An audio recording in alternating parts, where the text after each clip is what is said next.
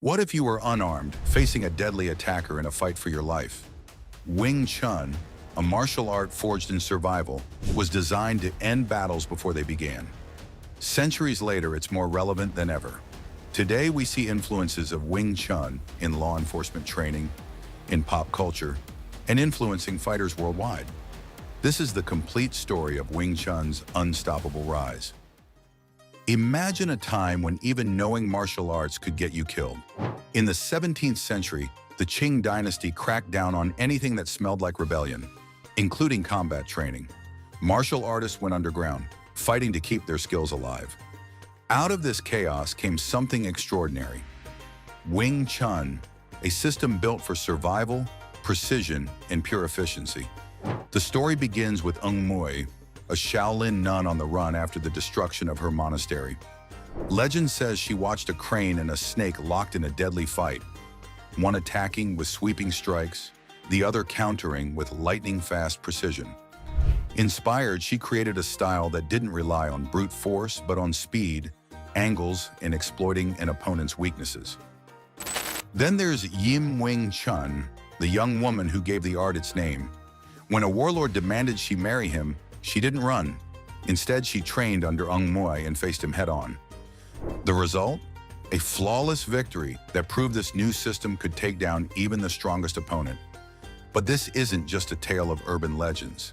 Historians believe Wing Chun's origins were more collaborative, shaped by rebels who needed a system that was fast to learn, easy to apply, and devastatingly effective in tight spaces. Whether it's fact or folklore, one thing's clear.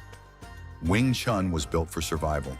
The art spread in whispers, passed down in secret. Every technique was refined through necessity, every move designed to end a fight before it started. These were its first steps, a revolutionary tool in the hands of those who needed it most. The seeds of Wing Chun had been planted during a time of chaos, but its growth demanded more than survival. As it passed through generations, the art found its way to Foshan, a city alive with opportunity and challenge. In this thriving hub of trade and martial culture, Wing Chun would begin to flourish, shaped by its practitioners and the unique environment they called home. In the 19th century, Foshan became the beating heart of Wing Chun. This bustling city in southern China was alive with trade, culture, and martial arts. Its narrow alleyways and packed markets created an environment where combat styles were constantly tested and refined. Wing Chun thrived in this dynamic setting, proving itself as an effective and practical martial art. Lung Jan rose to prominence as the leading figure in this era of Wing Chun. A skilled herbal doctor and unmatched fighter, he earned the title Wing Chun Wang, or King of Wing Chun. His reputation extended far beyond Foshan, with stories of his precision and efficiency drawing admirers and challengers alike. People didn't come to him just for medicine. They sought his expertise in martial arts. Knowing every move he taught carried the weight of experience. Lung Jan trained his students with relentless focus on the fundamentals. He emphasized mastery of the center line, efficient movement, and the ability to strike with precision. Students practiced forms like Xiu Nim Tao and drills like Chi Sao, honing their reflexes and perfecting techniques designed for real-world combat. Every lesson was steeped in practicality, preparing practitioners for challenges both expected and unpredictable. Foshan itself contributed to Wing Chun's growth. The city's thriving martial arts scene fostered competition, and rival schools often tested each other's abilities. These challenges drove Wing Chun practitioners to refine their techniques, ensuring the art stayed sharp and effective. Lung Jan's influence extended beyond his own practice. Among his students was Chan Hua Shun, who became a vital link in preserving and spreading Wing Chun. His dedication to teaching ensured the art continued to evolve, and he would later train a young Ip Man who would take Wing Chun to unprecedented heights. With masters like Liang Jan and Chan Hua Shun shaping its evolution, Wing Chun had found firm footing in Foshan's vibrant martial arts scene, but its true power lay in the structured techniques and principles that formed its foundation. To understand how Wing Chun became a tool of unmatched precision, we must explore the forms, drills, and philosophies that define its core. At the core of Wing Chun lies a philosophy that values simplicity, efficiency, and adaptability. These principles are embedded in its three primary forms, each designed to develop specific skills and prepare practitioners for real-world combat. Together, they form the foundation of Wing Chun's enduring legacy. The journey begins with Siu Nim Tao, often translated as little idea or small thought. This form focuses on the basics, controlling the center line, maintaining proper structure, and economizing movement. Every motion in Siu Nim Tao is deliberate, teaching students to generate power through alignment and precision rather than brute strength. It serves as the bedrock of Wing Chun, ensuring practitioners build a strong foundation before advancing. Next comes Chum Kyu, or Seeking the Bridge. This form introduces dynamic footwork and techniques for bridging the gap between opponents. Chum Kyu teaches practitioners to maintain balance while moving and disrupt their opponent's stability through angular attacks.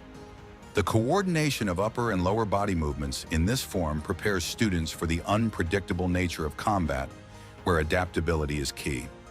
The final form, Bu Ji, or thrusting fingers, represents Wing Chun's most advanced techniques. Often referred to as the emergency form, it focuses on recovering from compromised positions and executing decisive counterattacks. Bu Ji trains explosive movements, finger strikes, and evasive maneuvers, equipping practitioners to handle high-pressure situations with precision and speed. Beyond the forms, Wing Chun emphasizes drills that develop reflexes and tactile awareness.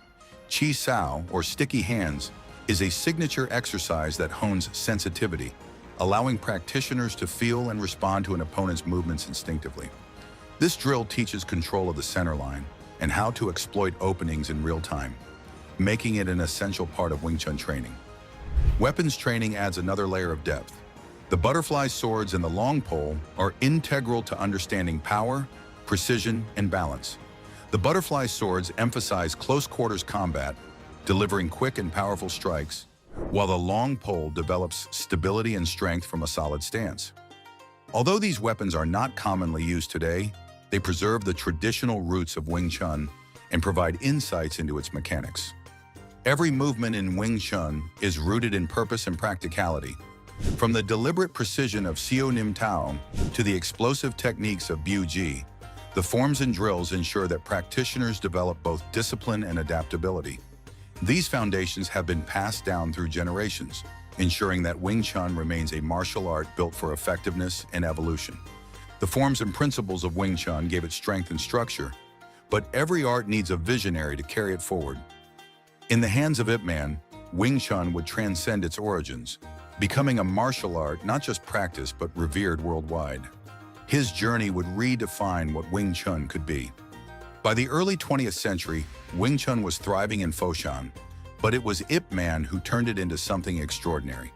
His mastery and vision shaped the art into a force that would resonate across generations and continents. Ip Man's journey began as a teenager under the watchful eye of Chan Hua Shun, a master known for his relentless focus on discipline and precision. Chan's rigorous training forged Ip Man's skills, pushing him to internalize every movement. After Chan's passing, Ip Man continued his training with Ng Chung Sok, perfecting techniques that would later define his legacy. These early years cemented his reputation as a dedicated and skilled practitioner. In 1949, political chaos forced Ip Man to flee to Hong Kong. The city was a melting pot of culture and opportunity, and Ip Man saw the perfect stage for Wing Chun to evolve. Teaching from a modest space, he began training workers from Hong Kong's docks and factories. His methods focused on efficiency and real-world application, drawing students eager to master techniques that could protect them in dangerous situations. Ip Man's approach revolutionized Wing Chun. His students drilled Siu Nim Tao to build structure and balance, practiced Chi Sao to sharpen reflexes, and trained tirelessly to ensure every move was instinctive. His teaching stripped away anything unnecessary, leaving a fighting system built for precision and adaptability. Among his students was Bruce Lee, whose rise to global fame became a turning point for Wing Chun. Lee's electrifying films like Enter the Dragon showcased the art's explosive speed and efficiency to audiences worldwide. Millions were introduced to Wing Chun through Lee's success, and its influence spread like wildfire. Ip Man's impact went beyond his classroom. He transformed Wing Chun from a regional tradition into a global phenomenon, ensuring its survival and growth. His teachings preserved its timeless principles while embracing modern demands, creating a legacy that continues to inspire martial artists across the world. Ip Man's impact on Wing Chun was profound, laying the groundwork for its spread far beyond Hong Kong. His students carried the art across borders, introducing its techniques and philosophy to new audiences. This marked the beginning of Wing Chun's rise as a martial art practiced and celebrated around the world. How does a martial art born in secrecy become a global movement? Wing Chun's expansion into the wider world captured the imagination of martial artists across continents.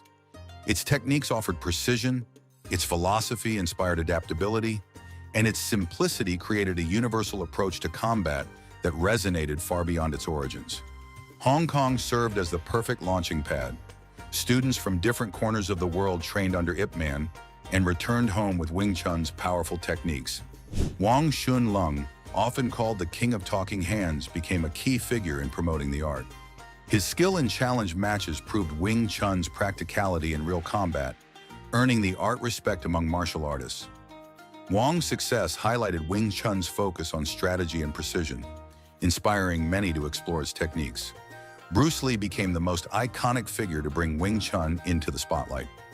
Although he later developed his own martial philosophy, Lee's foundation in Wing Chun shaped his approach. Films like Enter the Dragon and The Way of the Dragon displayed the speed and efficiency of the art to audiences worldwide. Lee's charisma turned Wing Chun into more than just a martial art. It became a cultural phenomenon.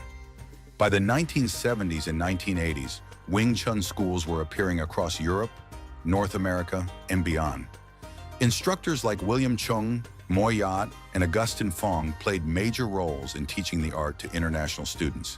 Their dedication ensured that Wing Chun's core principles remained intact while adapting to diverse cultures and training methods. Wing Chun's philosophy resonated deeply with practitioners. Its focus on efficiency, adaptability, and using an opponent's energy created a system that went beyond combat. For many, Wing Chun became a way of thinking, offering lessons in discipline, problem-solving, and resilience. The art's influence reached even further. Mixed martial arts fighters integrated Wing Chun's close-quarter striking and center-line control into their techniques. Law enforcement agencies adopted its practical methods for controlling opponents, showing its effectiveness in real-world scenarios. As Wing Chun spread across the globe and gained a loyal following, it also faced new challenges. Questions about its effectiveness, disagreements within its community, and the pressures of commercialization began to emerge, sparking debates that continue to shape its journey. As Wing Chun grew into a global martial art, it faced scrutiny from both practitioners and critics. While its reputation for efficiency and practicality remained strong, debates about its place in modern combat and disagreements within its community have sparked controversy. One of the biggest criticisms of Wing Chun centers on its performance in MMA. While the art's principles of speed, control, and close-quarters combat are widely respected, critics argue that it lacks the versatility needed for the cage. In MMA, where grappling and long-range striking dominate, Wing Chun's focus on close-range techniques can be limiting. High-profile losses by Wing Chun practitioners in MMA matches have further fueled this perception, raising questions about its adaptability in competitive environments. Within the Wing Chun community, disagreements over authenticity and lineage have created friction. As the art spread, various schools emerged, each interpreting techniques and philosophies in unique ways. These differences have led to disputes among instructors and organizations, creating confusion for newcomers about what represents real Wing Chun. Despite this, many see these variations as opportunities for innovation and growth. The rise in Wing Chun's popularity has also brought concerns about commercialization. Some schools have been accused of prioritizing profit over quality, offering quick certifications and superficial training. Critics worry that this approach could dilute the art's depth and integrity, making it harder for serious students to access authentic instruction. Supporters of Wing Chun push back against these criticisms, emphasizing its value in real-world situations. They highlight its strengths in self-defense, where its techniques for neutralizing threats and controlling opponents are unmatched. For practitioners, the art's emphasis on adaptability ensures its relevance outside the confines of competitive sports. Despite the controversies, Wing Chun's legacy remains unshaken. Its global community thrives, with practitioners not only refining its techniques, but also pushing the art into new territories. As technology reshapes training and martial arts evolve in unexpected directions, Wing Chun faces a future filled with both challenges and opportunities. The question is no longer about its survival, but how it will adapt and continue to inspire the generations to come. Wing Chun stands at the edge of a new chapter. Its journey from secretive beginnings to global prominence reflects its adaptability and enduring appeal. As the martial arts world evolves, Wing Chun continues to find new ways to stay relevant while preserving the values that define it. Technology is already reshaping the way Wing Chun is practiced. Virtual reality training, AI analysis, and online classes are making the art more accessible to practitioners around the world. These tools allow students to refine their skills, learn from distant masters, and explore Wing Chun in ways that were unimaginable a generation ago. Wing Chun's influence also extends to combat sports and self-defense. Mixed martial arts fighters are adapting its principles, integrating techniques like centerline control and trapping into their arsenals. Law enforcement agencies value its efficiency and practicality, relying on its methods for subduing threats in high-pressure situations. Culturally, Wing Chun is experiencing a revival. Films, documentaries, and digital creators are introducing the art to new audiences, celebrating its history and philosophy. These stories highlight the discipline, precision, and adaptability that have made Wing Chun a martial art for both combat and personal growth. Despite its success, Wing Chun faces challenges. The rise of commercialization has led to concerns about watered-down training and quick certifications that fail to capture the art's depth. Internal divisions within the community, with schools debating authenticity and methodology, continue to spark debate. Wing Chun's resilience has carried it through centuries of transformation, rooted in principles that prioritize simplicity, efficiency, and adaptability.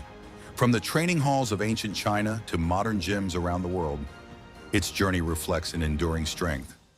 Each new generation of practitioners breathes fresh life into Wing Chun, refining its techniques and philosophy for the future.